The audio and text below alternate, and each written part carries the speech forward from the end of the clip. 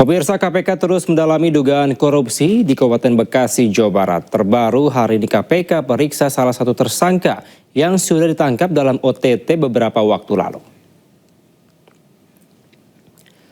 Juru bicara KPK Budi Prasetyo mengatakan salah satu pihak yang diperiksa adalah BS.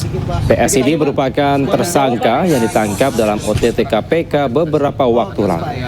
Pemeriksaan ini berkaitan dengan konstruksi perkara dugaan korupsi izin di Pemkab Bekasi. Sebelumnya KPK telah menggeledah sejumlah lokasi dan menyita barang bukti.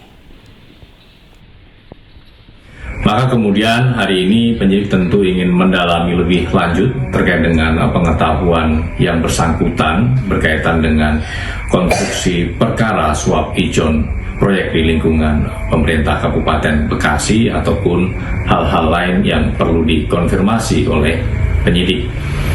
Di mana dalam penyidikan perkara ini, pekan lalu juga sudah dilakukan serangkaian kegiatan penggeledahan, di mana dalam penggeledahan itu penyidik juga sudah mengamankan beberapa dokumen dan barang bukti elektronik.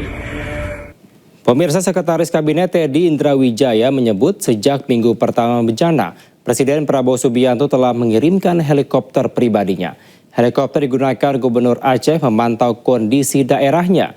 Tadi juga menyebut pemerintah juga kerahkan 53 helikopter di 3 provinsi. Kemarin beberapa kali dan tadi pagi pun masih ada yang bertanya mengenai jumlah helikopter.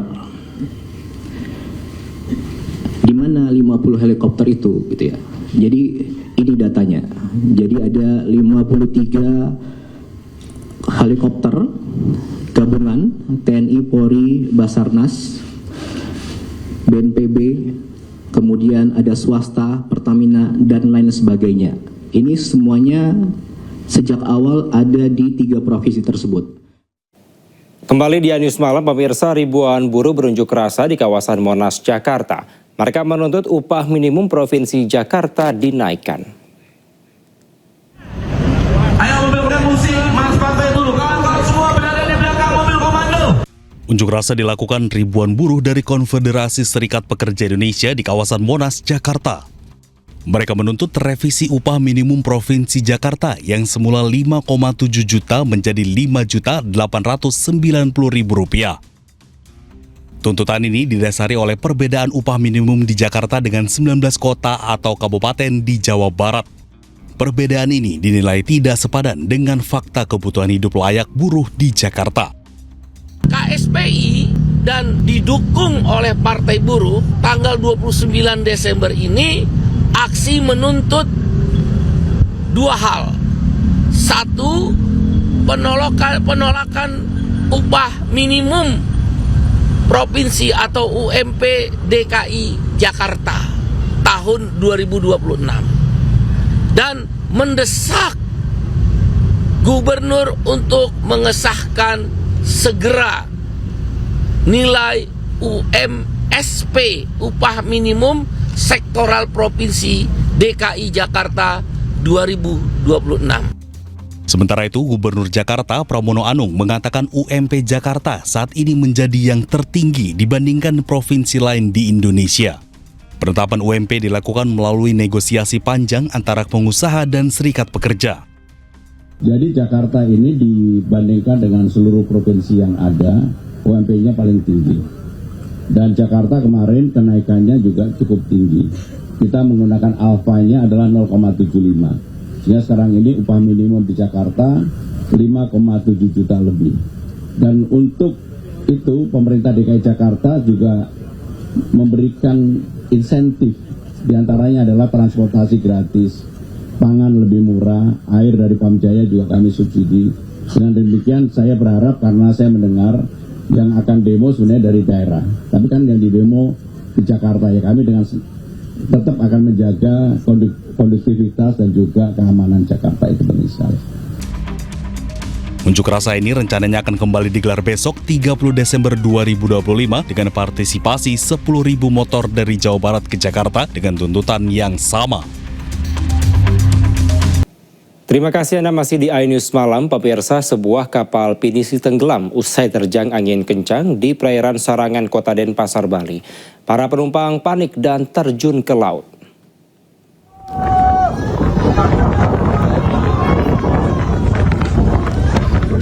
Beginilah detik-detik kapal pinisi Serenity of the Seas yang tenggelam di perairan Sarangan, Denpasar, Bali akibat terjang angin kencang. Kapal yang sedang diperbaiki di pelabuhan Sarangan ini tiba-tiba diterjang angin hingga menyebabkan kapal miring dan perlahan tenggelam. 3 kru dan 8 teknisi yang berada di atas kapal panik hingga terjun ke laut.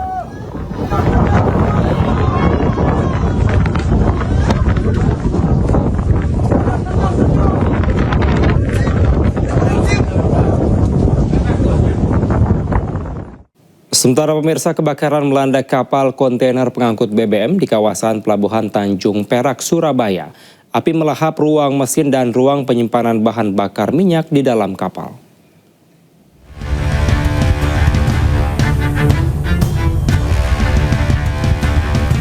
Kebakaran terjadi di kapal kontainer Verizon yang sedang sandar di kawasan Pelabuhan Tanjung Perak, Surabaya, Jawa Timur. Diduga api pertama kali muncul pada bagian mesin kapal yang mengangkut bahan bakar tersebut.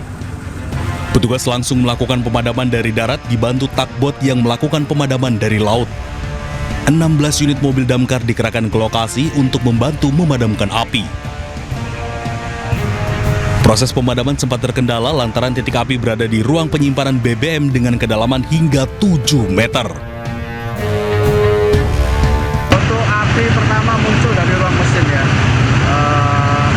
Untuk info tadi juga sudah disampaikan ada sekitar 20 ton BBM masih penuh ya. Kemudian juga ada 9 ton BBM hitam ya terbakar. Nah, kurang lebih sekarang tinggal 50% ya kapasitasnya. Tak ada korban jiwa akibat kebakaran ini, namun polisi masih menyelidiki penyebab kebakaran. Dari Surabaya, Jawa Timur, Sony Hermawan, iNews melaporkan. Ke informasi lainnya pemirsa, kasus viral pengusiran paksa yang dialami Nenek Elina, warga Surabaya, Jawa Timur naik ke tahap penyidikan. Polisi telah memeriksa 6 orang saksi termasuk sang Nenek Elina pada Minggu siang.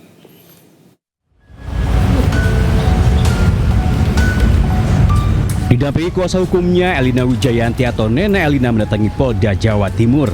Ia bermaksud melaporkan kasus pengusiran paksa yang baru saja dialaminya. Kita sudah gak bicara surat, percuma bicara surat. Mau ini saya punya, kok gak bicara surat. Ayo, ibu keluar. 6 Agustus lalu, sekelompok orang yang mengaku anggota Ormas mendatangi rumah nenek 80 tahun itu di Jalan Dukuh, Kubukan, Sambi Kerap, Surabaya. Salah satunya mengaku telah membeli rumah yang telah ditempati Nenek Elina berpuluh tahun, sehingga memiliki hak atas rumah tersebut. Namun Nenek Elina bersikukuh tidak pernah menjualnya. Nenek Elina lantas diusir secara paksa, bahkan dianiaya hingga mengalami luka fisik.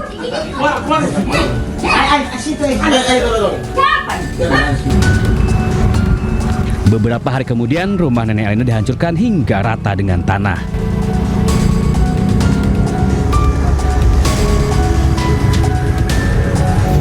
Tidak terima dengan aksi premanisme, Nenek Elina melaporkan kejadian yang menimpanya ke Ditreskrimum Polda Jawa Timur.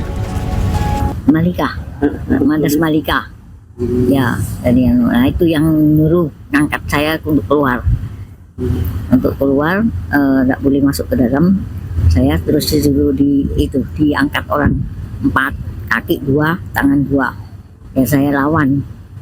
Terus itu tapi dia membawa saya sampai agak luar, terus baru diturunkan. Polisi tidak tinggal diam, 6 orang saksi telah diperiksa. Penyidik bahkan telah meningkatkan kasus ini ke tahap penyidikan. Hari ini kita melakukan pemeriksaan terhadap 6 orang saksi setelah kita naikkan penyidikan. Sebenarnya kasus ini sudah kami atensi, concern terhadap kasus ini sejak laporan polisi kami terima di tanggal 29 Oktober 2005. Kasus pengusiran Nenek Elina bahkan memantik emosi warga Surabaya. Ratusan orang bahkan pernah menggelar unjuk rasa di depan gedung Geraha di Surabaya, menuntut pemerintah membubarkan Ormas Madas.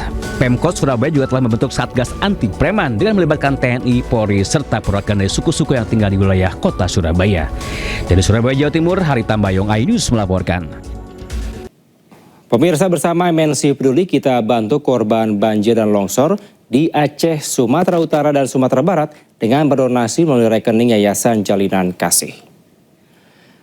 Menteri Keuangan Purbaya Yudi Sadewa tegas menolak impor baju bekas atau thrifting yang dianggap merugikan pengusaha dalam negeri. iNews Malam segera kembali.